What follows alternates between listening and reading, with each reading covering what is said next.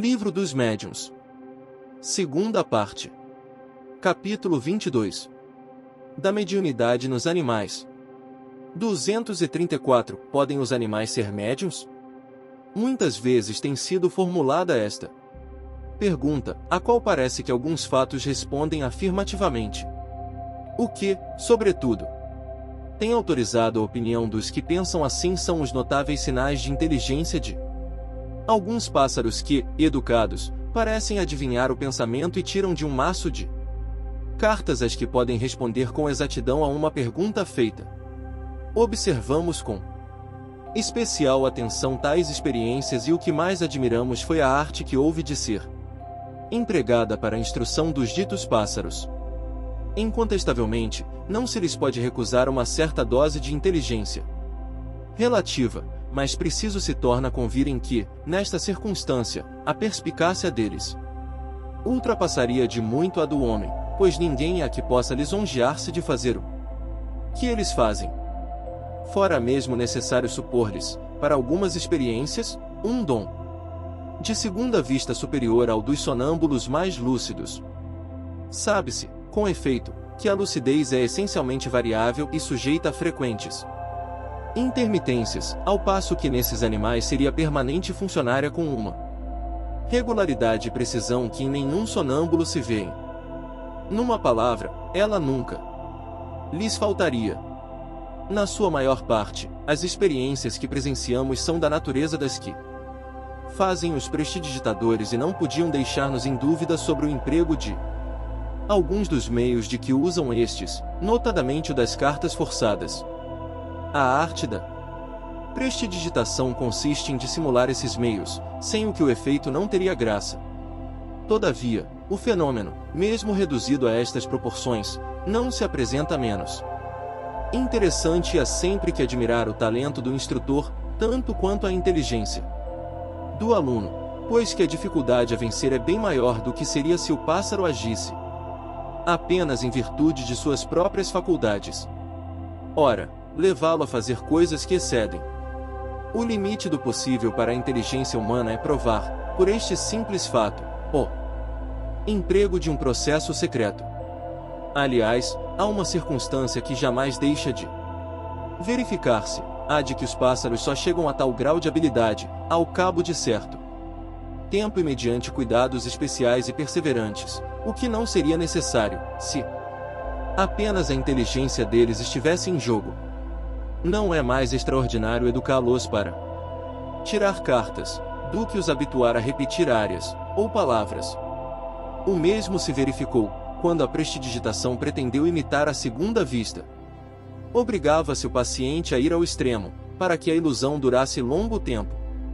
Desde a primeira vez que assistimos a uma sessão deste gênero, nada mais vimos do que muito imperfeita imitação do sonambulismo, revelando ignorância das condições essenciais dessa faculdade. 235. Como quer que seja, no tocante às experiências de que acima falamos, não menos integral permanece, de outro ponto de vista, a questão principal, por isso que, assim como a imitação do sonambulismo não obsta que a faculdade exista, também a imitação da mediunidade por meio dos pássaros nada prova contra a possibilidade da existência, neles, ou em outros animais, de uma faculdade análoga. Trata-se, pois, de saber se os animais são aptos, como os homens, a servir de intermediários aos espíritos, para suas comunicações inteligentes. Muito lógico parece. Mesmo se suponha que um ser vivo, dotado de certa dose de inteligência, seja mais apto para esse efeito, do que um corpo inerte, sem vitalidade, qual, por exemplo, uma mesa. É, entretanto, o que não se dá. 236. A questão da mediunidade dos animais se acha completamente resolvida na dissertação seguinte, feita por um espírito cuja profundeza e sagacidade os leitores hão podido apreciar nas citações, que temos tido ocasião de fazer, de instruções suas. Para bem se aprender o valor da sua demonstração, essencial é se tem em vista a explicação por ele dada do papel do médium nas comunicações, explicação que atrás reproduzimos. N225. Esta comunicação deu a ele em seguida a uma discussão, que se travara, sobre o assunto, na Sociedade Parisiense de Estudos Espíritas. Explanarei hoje a questão da mediunidade dos animais, levantada e sustentada por um dos vossos mais fervorosos adeptos. Pretende ele, em virtude deste axioma: quem pode o mais pode o menos, que podemos mediunizar os pássaros e os outros animais e servir-nos deles nas nossas comunicações com a espécie humana. E o que chamais, em filosofia, ou, antes, em lógica, pura e simplesmente um sofisma. Podeis animar, diz ele, a matéria inerte, isto é, uma mesa, uma cadeira, um piano, a fortiori. Deveis poder animar a matéria já animada e particularmente pássaros. Pois bem, no estado normal do espiritismo, não é assim, não pode ser assim. Primeiramente, entendamo-nos bem acerca dos fatos. Que é um médium? E o ser é o indivíduo que serve de traço de união aos espíritos, para que estes possam comunicar-se facilmente com os homens, espíritos encarnados. Por conseguinte, sem médium, não há comunicações tangíveis, mentais, escritas, físicas, de qualquer natureza que seja.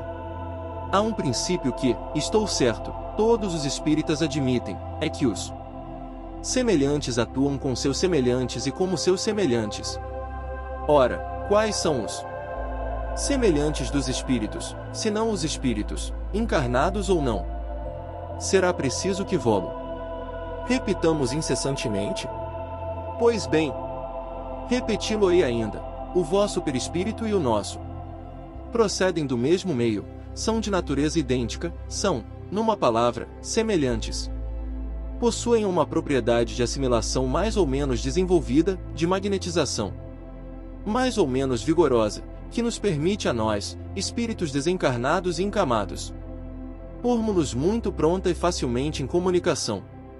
Enfim, o que é peculiar aos médiuns, o que é da essência mesma da individualidade deles, é uma afinidade especial e, ao mesmo tempo, uma força de expansão particular, que lhes suprimem toda refratariedade e estabelecem, entre eles e nós, uma espécie de corrente, uma espécie de fusão, que nos facilita as comunicações. E, em suma, essa refratariedade da matéria que se opõe ao desenvolvimento da mediunidade, na maior parte dos que não são médiuns. Os homens se mostram sempre propensos a tudo exagerar, uns, não falo aqui dos materialistas, negam alma aos animais, outros de boa mente lhes atribuem uma igual, por assim dizer, a nossa. Por que hão de pretender deste modo confundir o perfectível com o imperfectível? Não, não, convencei-vos, o fogo que anima os irracionais, o sopro que os faz agir, mover e falar na linguagem que lhes é própria, não tem, quanto ao presente, nenhuma aptidão para se mesclar, unir, fundir com o sopro divino, a alma etérea, o espírito em uma palavra, que anima o ser essencialmente perfectível, o homem, o rei da criação. Ora, não é essa a condição fundamental de perfectibilidade o que constitui a superioridade da espécie humana sobre as outras espécies terrestres? Reconhecei, então, que não se pode assimilar ao homem, que só ele é perfectível em si mesmo e nas suas obras. Nenhum indivíduo das outras raças que vivem na Terra. O cão que, pela sua inteligência superior entre os animais, se tornou o amigo e o comensal do homem, será perfectível por si mesmo, por sua iniciativa pessoal? Ninguém ousaria afirmá-lo, porquanto o cão não faz progredir o cão. O que, dentre eles, se mostre mais bem educado, sempre o foi pelo seu dono. Desde que o mundo é mundo, a montra sempre construiu sua choça em cima d'água, seguindo as mesmas proporções e uma regra invariável. Os rouxinóis e as andorinhas jamais construíram os respectivos ninhos senão do mesmo modo que seus pais o fizeram. Um ninho de pardais de antes do dilúvio, como um ninho de pardais dos tempos modernos, é sempre um Ninho de pardais, edificado nas mesmas condições e com o mesmo sistema de entrelaçamento das palhinhas e dos fragmentos apanhados na primavera, na época dos amores. As abelhas e formigas, que formam pequeninas repúblicas bem administradas, jamais mudaram seus hábitos de abastecimento, sua maneira de proceder, seus costumes, suas produções. A aranha, finalmente, tece a sua teia sempre do mesmo modo.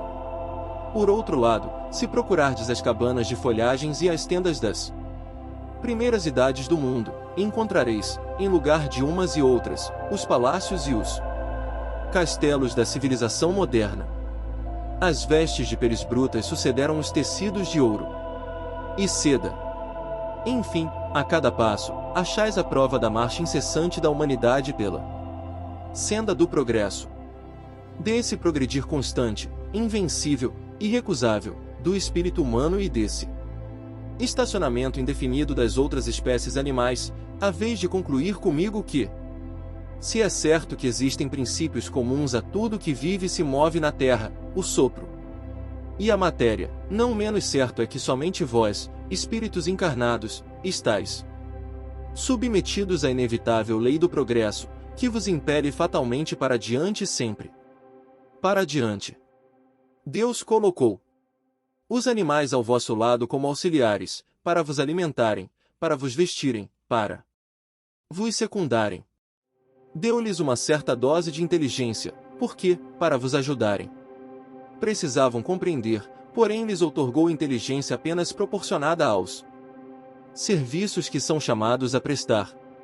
Mas, em sua sabedoria, não quis que estivessem sujeitos à mesma lei do progresso.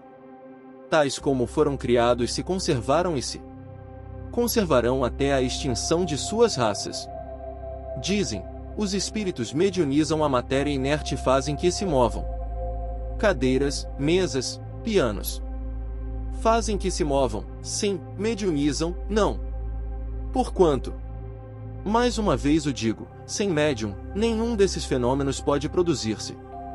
Que há de extraordinário em que, com o auxílio de um ou de muitos médiuns, façamos se mova a matéria inerte, passiva, que, precisamente em virtude da sua passividade, da sua inércia, é apropriada a executar os movimentos e as impulsões que lhe queiramos imprimir? Para isso, precisamos de médiuns, é positivo, mas não é necessário que o médium esteja presente, ou seja consciente, pois que podemos atuar com os elementos que ele nos fornece, a seu mau grado e ausente, sobretudo para produzir os fatos de tangibilidade e o de transportes.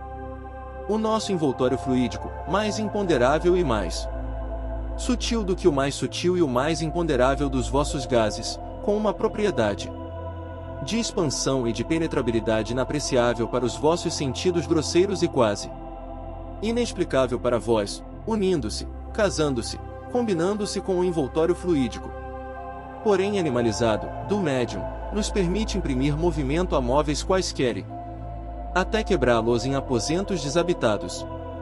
É certo que os espíritos podem tornar-se visíveis e tangíveis aos animais. Muitas vezes, o terror súbito que eles denotam, sem que lhe percebais a causa, é determinado pela visão de um ou de muitos espíritos, mal intencionados com relação aos indivíduos presentes, ou com relação aos donos dos animais.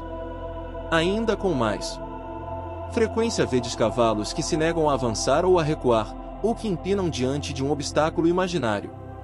Pois bem, tende como certo que o obstáculo imaginário é quase sempre um espírito ou um grupo de espíritos que se comprazem em impedi-los de mover-se. Lembrai-vos da mula de Balaão que, vendo um anjo diante de si e temendo-lhe espada flamejante, se obstinava em não dar um passo. E que, antes de se manifestar visivelmente a Balaão, o anjo quisera tornar-se visível somente para o animal. Mas, repito, não mediunizamos diretamente nem os animais, nem a matéria inerte. É-nos sempre necessário o concurso consciente, ou inconsciente, de um médium humano, porque precisamos da união de fluidos similares, o que não achamos nem nos animais, nem na matéria bruta. O Sr. T. disse, magnetizou o seu cão. A que resultado chegou? Matou-o. Porquanto o infeliz animal morreu, depois de haver caído numa espécie de atonia, de langor, consequentes à sua magnetização. Com efeito, saturando-o de um fluido aurido. Numa essência superior à essência especial da sua natureza de cão, ele o esmagou. Agindo sobre o animal à semelhança do raio, ainda que mais lentamente.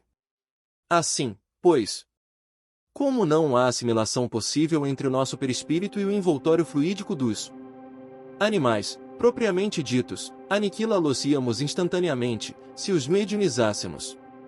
Isto posto, reconheço perfeitamente que há nos animais aptidões diversas, que certos sentimentos, certas paixões, idênticas às paixões e aos sentimentos humanos, se desenvolvem neles, que são sensíveis e reconhecidos, vingativos e odientos, conforme se procede bem ou mal com eles. É que Deus, que nada fez incompleto, deu aos animais, companheiros ou servidores do homem, qualidades de sociabilidade, que faltam inteiramente aos animais selvagens, habitantes das solidões. Mas, daí a poderem servir de intermediários para a transmissão do pensamento dos espíritos, há um abismo, a diferença das naturezas. Sabeis que tomamos ao cérebro do médium os elementos necessários a dar ao nosso pensamento uma forma que vos seja sensível e apreensível. É com o auxílio dos materiais que possui, que o médium traduz o nosso pensamento em linguagem vulgar.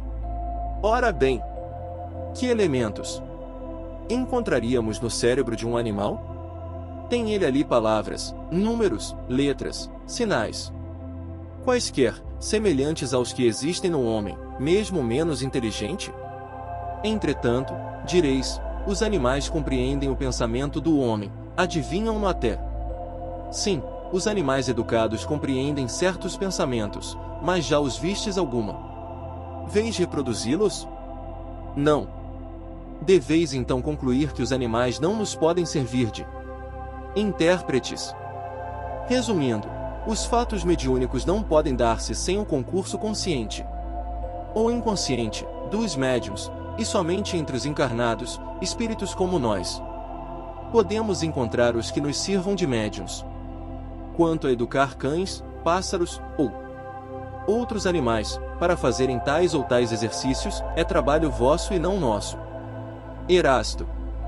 Nota. Na Revue Spirit, de setembro de 1861, encontra-se, minudenciado, processo empregado pelos educadores de pássaros sábios, com o fim de fazê-los tirar de um maço de cartas as que se queiram,